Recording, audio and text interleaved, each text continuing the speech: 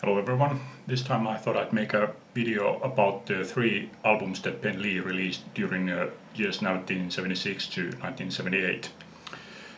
Ben Lee was one of Dave, or Dave as we call him here, Dave Lindholm's very numerous bands, and Ben Lee was really formed late 1975, and they already released their first single in the early 1976.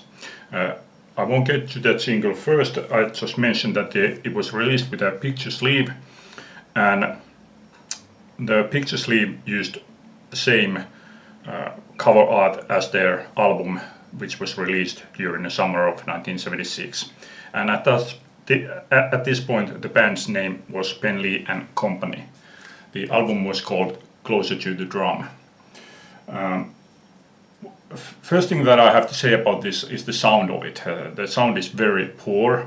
It was really recorded in the legendary basement studio called Microvox, and I have heard several albums recorded at Microvox, and they sound far better than this one. So there must have been some kind of a maybe mixing error, planting error, pressing error, I don't know, something, because this sounds very bad, very muddy sounding album.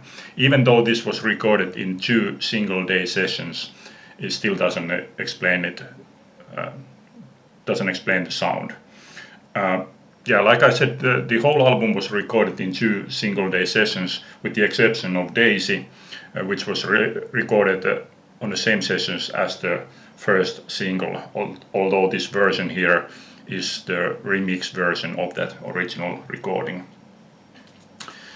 Musically, this is simple rock and roll, very much leaning towards rhythm and blues.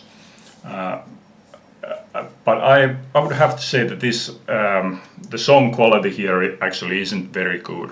I would say that this is an okay album, but not in any way great album. There are several songs here that I like Better Woman, Comes Like a Stone, Hooray for Someone, Daisy, One of the Enders. But overall, it really isn't that great album. All of the songs are written by Dave, except for Mau Mau, which is credited to the whole band. And it's obviously just something that they made up on the spot in the studio, because it doesn't really have even real lyrics. There's something that Dave sings on it, but it's obviously just something that Dave is just trying to find a vocal line, and it's left as such. And then there's Changing Man, which is an old blues cover. Like I said, not exactly a great album. So, by the late 1976, Ben Lee and Company had broken up. The bass player and the keyboardist left, and they replaced them with only a new bass player. And by the summer of 1977, they had shortened their name to Ben Lee and released their first album called Catlook Gypsies. This is a double album, and the first album here is an acoustic album, and the second album is with the full band. I like the acoustic album. It's all done with just Dave with vocals and acoustic guitar, except one of the songs is played with an accordion. One of the songs includes a cymbal, and one of the songs include a co-lead vocalist, a female vocalist, which is very rare on Dave's albums, but has happened a couple of times over the decades. The electric album here isn't,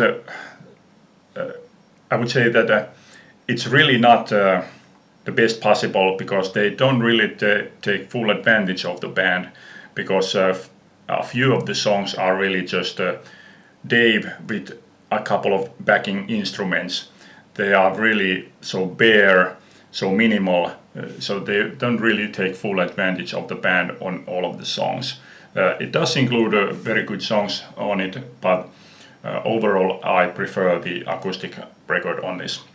The reason why they recorded the album like this was to emulate their gigs at the time. They first at the time when they played gigs, Dave came on stage and played first an acoustic set, although I've read that he didn't play the set with an acoustic guitar but with an electric guitar, and then they played the second set where the band came on stage also. I once saw on some vinyl enthusiast site somebody posting how he liked vinyl so much better because with vinyl you can enjoy the cover art and you can read all the information that is on the sleeve. And I wanted to post this one as a response to that one, because look at all the information that is on this cover. Name of the band, name of the album with the record company logo at the bottom. That's it, nothing else. When this was released, this didn't sell a lot. This sold very little, and that is why there were never second pressing of this album. There's only ever been this one pressing, and that is why I consider this to be one of my 2 albums which I think that are collectible in my collection, that is. But despite, even though that there were only this one pressing made up, it was released with 3 different kind of inner sleeves. The one that I have is the record company catalog inner sleeve. The second one was with plain white inner sleeve, and the third one included a picture, which is here.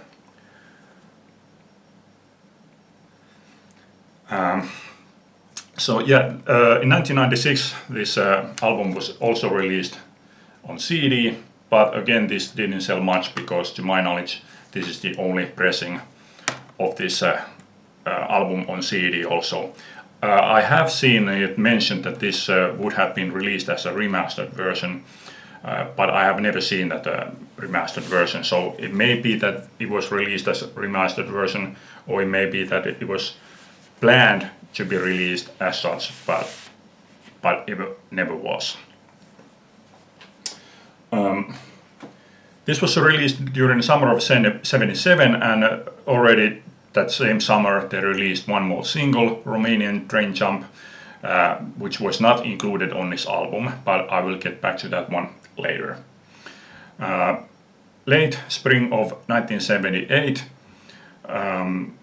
band called Royals broke up, and that left Albert Järvinen free to join Ben Lee.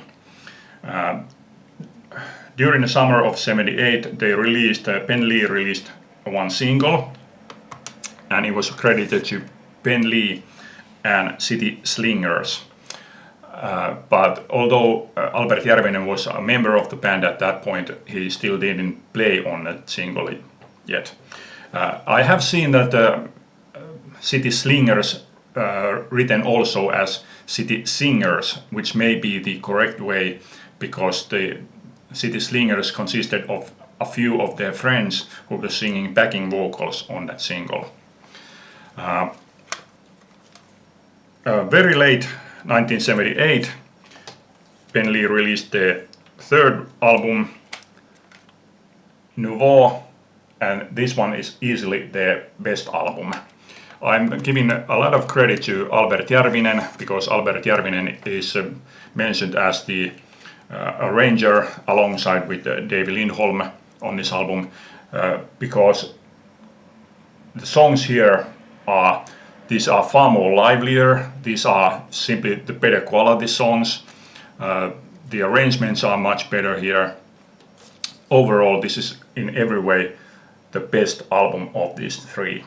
And this CD includes those 2 singles, which is Who Do You Believe In with Klein Mozart and Baby Noir, Crying Too Long. Oh yeah, I went ahead of myself. During the spring of '79 they released their last single, which was this Baby Noir, Crying Too Long, and those 2 singles are included here on this CD. So yeah, I would definitely recommend starting with this Nouveau if you ever intend to get to know Ben Lee. The band broke up in spring of 1979 when the bass player Maukka Siirala joined Peräinen Dogs, Albert rejoined Hurricanes, Dave joined Sleepy Sleepers, and drummer Affe Forsman joined Tuomari Nurmio's then current band, Viides Kolon, I believe it was. Okay, then at the end I will show this one, Isokynä Kenen Laulu.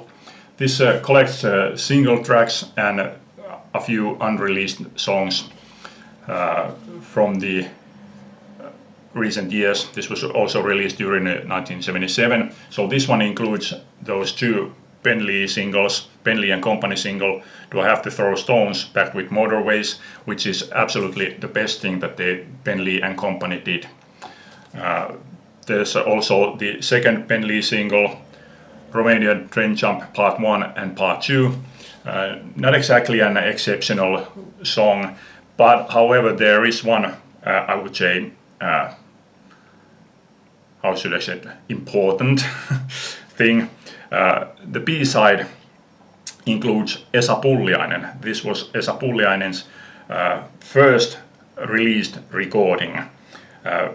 Esa Pulliainen later, of course, became known as one of the most revered guitar players in Finland, but he doesn't play guitar here.